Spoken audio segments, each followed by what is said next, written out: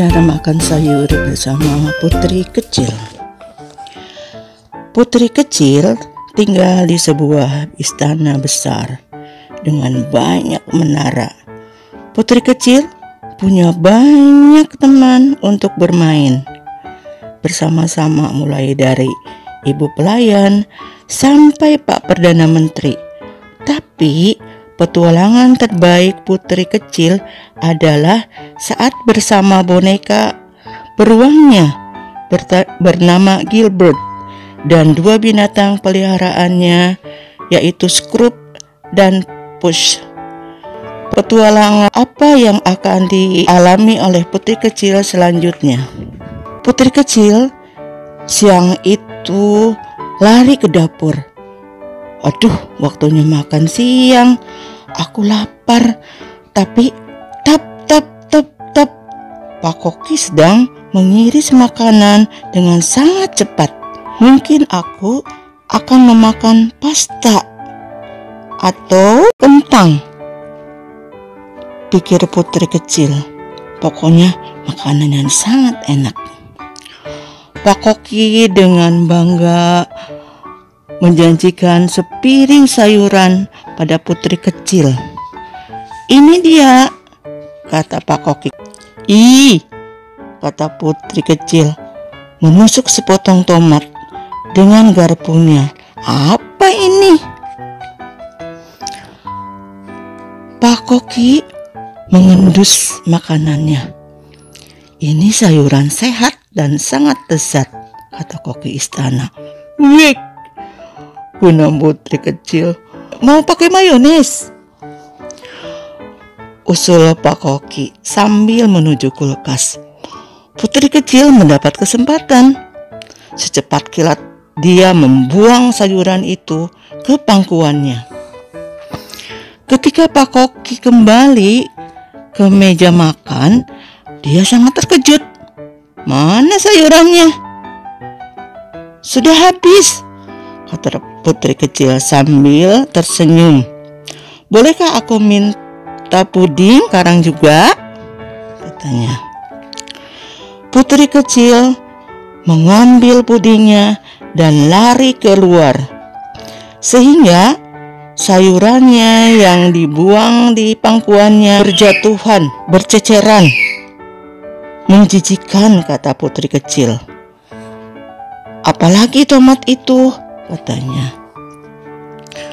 Putri kecil dipanggil ibu pelayan sambil membawa sehelai daun selada. Kelihatannya putri kecil tidak berhasil menyembunyikan sayurannya. Pak Koki menunjuk sayuran yang bertebaran di meja dapur. Aku menemukannya di mana saja, kata Pak Koki. Sayang, kamu tidak boleh membuang makanan sehat, kata ratu. Apakah putri kecil tidak suka masakanku? Tanya Pak Koki. Putri kecil cemberut. Ini bukan makanan, itu sayuran sangat mentah. Tapi itu makanan sehat, kata raja. Sayuran itu ditanam secara khusus oleh Pak tukang kebun. Ibu nelayan berpikir sejenak. Mungkin putri kecil harus melihat dari mana sayuran itu berasal. Jadi putri kecil tidak suka sayuranku ya, kata Pak tukang kebun. Putri kecil menggelengkan kepalanya. Aku suka sayuran karena aku menanamnya sendiri, kata Pak tukang kebun. Pak tukang kebun menunjukkan bibit di tangannya. Bagaimana tanaman bisa muat masuk ke situ? Tanya putri kecil. Pak tukang kebun tersenyum sangat bijak. Itulah keajaiban alam, katanya. Di dalam rumah kaca Pak tukang kebun membantu putri kecil menanam bibit.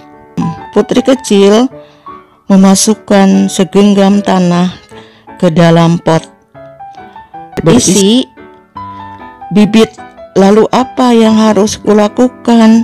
Tanya putri kecil itu. Sekarang siram dengan air.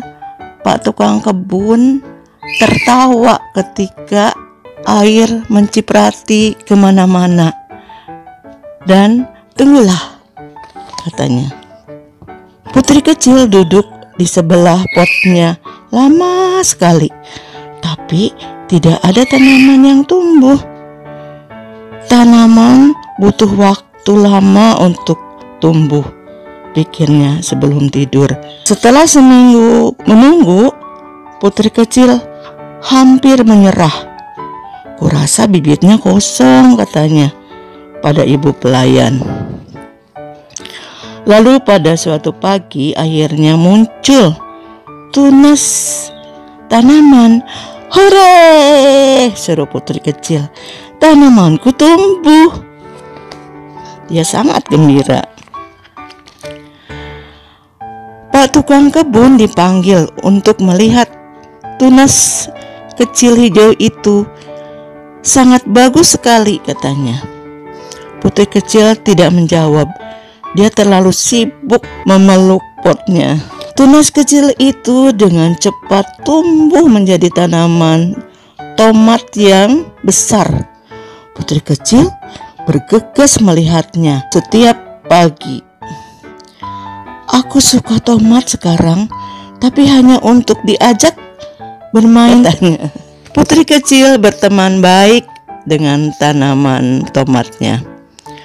Kadang putri kecil mengajaknya berjalan-jalan dengan kereta dorong atau pergi berenang. Di lain waktu, putri kecil membacakan cerita untuk dirinya sendiri dan tanaman tomatnya.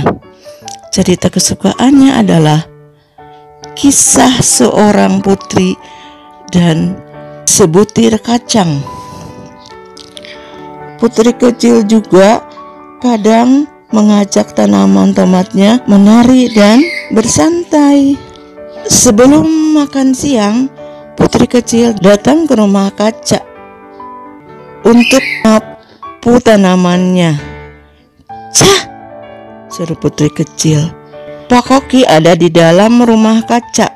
Sambil membawa gunting, putri kecil berteriak, "Apa yang akan Pak Koki lakukan pada tomatku?" Katanya begitu. "Tomatnya sudah matang," kata Pak Koki. "Sangat cocok untuk dijadikan masakanku," katanya. Dia lalu menjerit, "Tomat itu tidak untuk dimakan." Segera setelah Pak Koki pergi, putri kecil menyirami tomatnya. "Aku akan merawat Tommy selamanya," kata putri kecil. Pluk! Tiba-tiba tomat paling besar yang merah itu jatuh ke lantai. Putri kecil berteriak memanggil Pak tukang kebun, tapi Pak tukang kebun tidak terkejut.